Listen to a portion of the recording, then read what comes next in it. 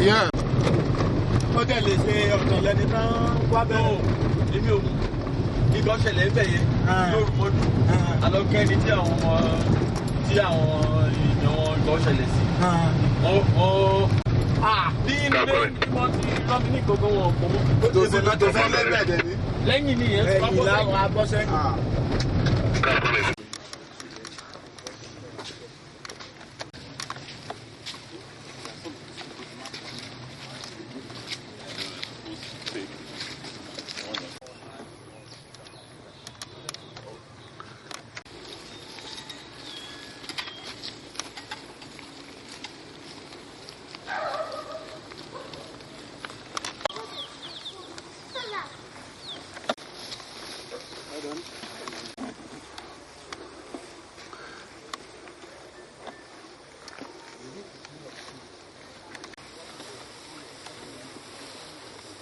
Bring the log in now.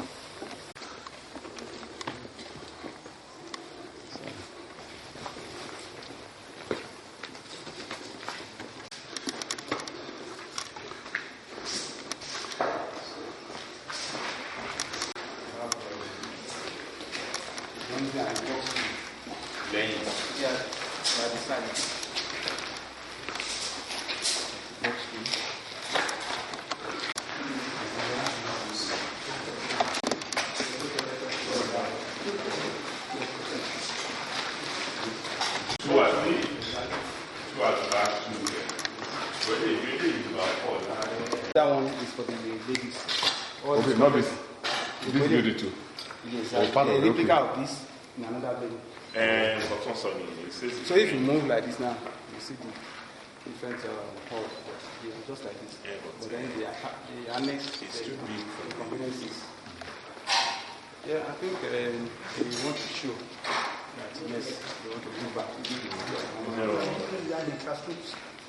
How many students there? Exactly. They don't even have any. We are saying Bush plates. yeah, ambush. Yeah, let's go. If I brought the plans. Ambush plates. Mr. Governor, sir, your administration has embarked on so many road projects and renovation of schools. How has your administration been able to do all this with the mega resources that are created to the state? Well, it's about having a vision and a commitment to the people. But, you know, I've always consistently also said that government alone cannot do this. The project I'm visiting today is actually an old student of Doherty Memorial Grammar School that is putting up this complex that you're looking at. Mr. Biodun Arokodare, who until recently was the group executive director in charge of finance at the NNPC in Abuja, is the one who is doing this. And he came to me to inform me that he feels that this is one way he could give back to a school that trained him and that gave him a lot of leeway in life. And you can see the massive structure that he's putting up, which hopefully would serve as boarding facilities for students that are attending the school. It just complements our own Operation Renovate All Schools effort. And when the students have a place to lay their heads, and then they have good facilities to go to lectures, obviously the environment itself provides a basis for proper learning, for proper impartment of instructions, and that way all would come together and give the right results to our students. Our focus is to improve the quality of education that our students are receiving. And that's why I've always appealed that others who are public-spirited, who have been blessed by the Lord, who have also benefited from good education in Ekiti, should emulate what Mr. Arokodare is doing here and give back to their own schools, particularly those who have had the opportunity of going to old schools. Ekiti Parapo College, Annunciation, St. Louis, Christ School, those schools that have had the fortune of producing good, successful students, they actually have an opportunity to refocus their energy. And when we were selecting the schools for Operation Renovate All Schools, that was one condition. We insisted that the CRI schools of this world, the Doherty Memorial Schools, the Ekiti Parapọ̀, should not really be the first set of beneficiaries, but schools that have not had old, successful students who could give back. We're not ruling them out completely, but we feel that they have an alternative. They have people they can go to. They have shoulders they can lean on in order to improve the quality of their schools. But I hope others would emulate this, and that's why we're having a major initiative very soon. The Education Trust Fund is going to be organizing a big fundraising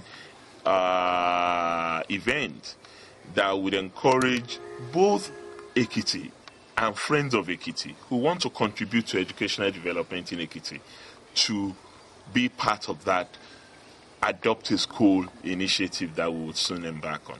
Thank you very much. Thank you very much for the work. This one is for boys. There's another one, replica for girls. Yes, you told me that.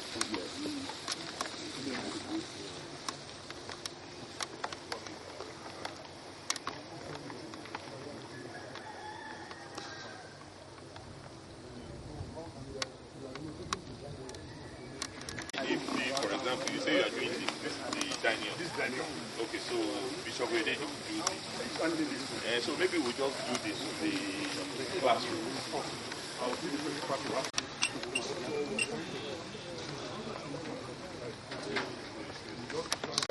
Yes, and he's been very supportive, and he too has pledged to support us in the drive. I'm on the exam of that. Okay, yeah. No, So that's good. Yeah, thank you. And Thank you, sir. Thank you. Yeah. Ajay, how are you? Yeah. We know that you've been part of the Dr. Kayode Fayemi administration as a special advisor before you became the chairman of this local government. Now that you've been a part of the vision, how have you been able to actualize the vision in your local government? Thank you very much.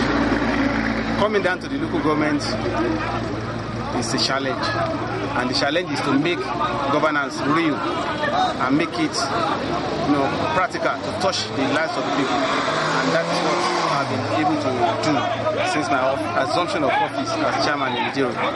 And well, to God be the glory, we have been able to deliver, at least deliver to the expectations of the people of Ijero local government, particularly on the critical areas of needs, that is water, infrastructures, and basic needs, necessities of life. To date, we are happy we have been able to touch them positively, and the people are happy. We are imparting on the definition of governance at the local government secretariat. We have been able to raise the level of capacity and service delivery has improved considerably, and we have been able to prove that government can indeed connect to the people. We have been able to open up some rural roads, get some communities connected, build some buildings and renovate some buildings, and we have been able to secure some abandoned projects, bringing them back to life. Some 10 primary schools were abandoned when we came on board, and we have taken proper records of this and reported to the headquarters, and work is about commencing on these schools. Of course, the 5-kilometer road is also going on, and in the area of youth development and empowerment, we have been able to take a very bold step. We have acquired a center as Youth Skill Acquisition Center, and only as I'm talking to you, I've been able to invite the authorities from Abuja, Smedan, for instance, an agency of government providing entrepreneurship training. As I'm speaking, and some of my students are undergoing training in entrepreneurship development right here. I think it's the first in Ekiti and of course in the southwest. I hope by the time the project is completed, the federal government will be able to feel the presence of federal government in the area of skill acquisition and empowerment. I'm sure this will go a long way to reduce unemployment among our young people. Your local government, Ijero local government, is blessed with natural resources, especially marbles and some other precious stones. Yes. What have you been doing to ensure that people do not just go there and discover them and take them away illegally?